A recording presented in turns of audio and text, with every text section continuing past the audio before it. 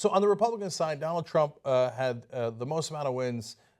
There was some question as to whether he was going to win Virginia. He did. He won huge in Massachusetts and in Georgia, Alabama. And the interesting question was whether Ted Cruz was going to have significant wins. Was he going to be able to lock up his home state of Texas and go beyond? Well, he did win Texas, Ted Cruz did, and he won it fairly comfortably. And then he had a surprise win in Oklahoma. Donald Trump had a 12-point lead in Oklahoma in the polling, so that was a big surprise. And it looked like Cruz still had a chance to win Arkansas, in which case all of a sudden he's got 3 wins and we're on to something. And before the Arkansas results came in, Ted Cruz gave a wonderfully smarmy speech, which I know you're not surprised by because every one of his speeches is smarmy. But he couldn't contain himself. He was just like, he was so happy and he couldn't put that smile back in his wax face, right? And because he thought, oh my God, if I win Arkansas, I won 3 states. Oh, it's just me versus Trump. And he had this thing where he smugly told the rest of the Republican candidates, it's time to prayerfully consider whether you should leave the race and unify so that we can beat Donald Trump. As if he cared about beating Donald Trump, like that was a thing that mattered to him other than him winning, right? This is the guy who's been riding Donald Trump's coattails the whole time. In fact, if you remember in the early debates, he said, it's true that Donald Trump brought up the immigration point. What? We've been talking about immigration for as long as I can remember. As long as the country has been a country. Right. Yeah. But Cruz gave credit to Trump because he's like, oh, I'm on your side. All the Trump voters, I'm right there with you, right? And so he was playing that game. And so, meanwhile, Marco Rubio, was he ever going to win a state? And he did. He won the state of Minnesota. So he's got to be thinking, whew, okay, the boy became a teenager today? Okay, so not quite a man yet.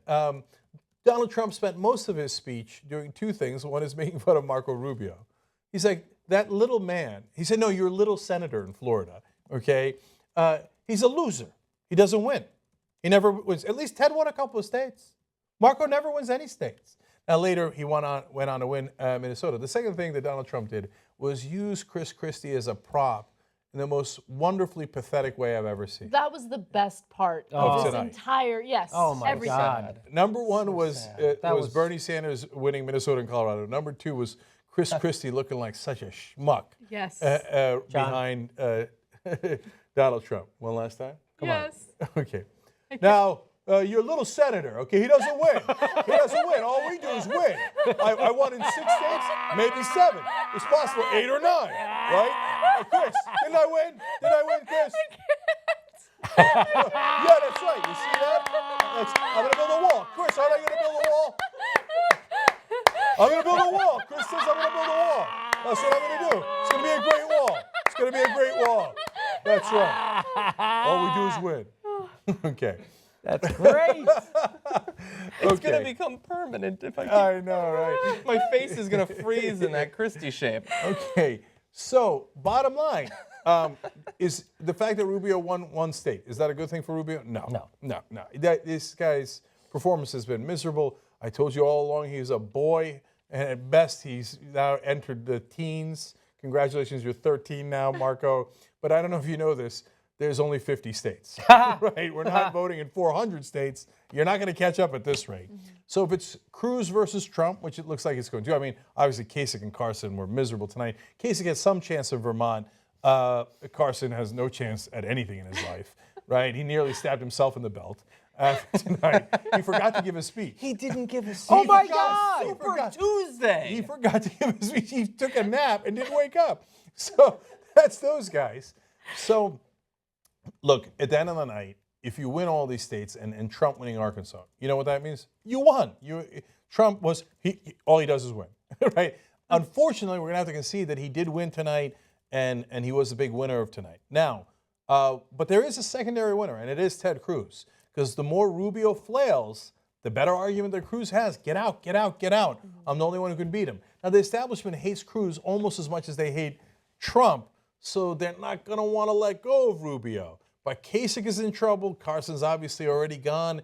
So if it's Cruz versus Trump, I'm not calling it. I know a lot of people are calling it, and they're saying it's definitely Donald Trump. But Donald Trump is a time bomb, man. And I know he said all these crazy things and it hasn't hurt him, but that only makes him more arrogant. And when you get that arrogant and that cocky, sometimes you say something that is actually irrecoverable, right? So, and by the way, they haven't done any opposition research yet. Do you know what kind of a target-rich environment that is? They grazed Trump University and all the fraud that he's committed. They've grazed the bankruptcies. I mean, look, I think that Donald Trump's personal life is littered with time bombs, right? And they haven't even dug into that yet. So I don't view this as good news for the rest of America, because it looks like the two guys who have a chance of winning on the Republican side are the Sith Lord and Voldemort, right? So, I mean, Cruz and Trump are the worst of the worst. But don't count Cruz out. I've said that from day one, and here he is, still hanging on, and that's a dangerous thing.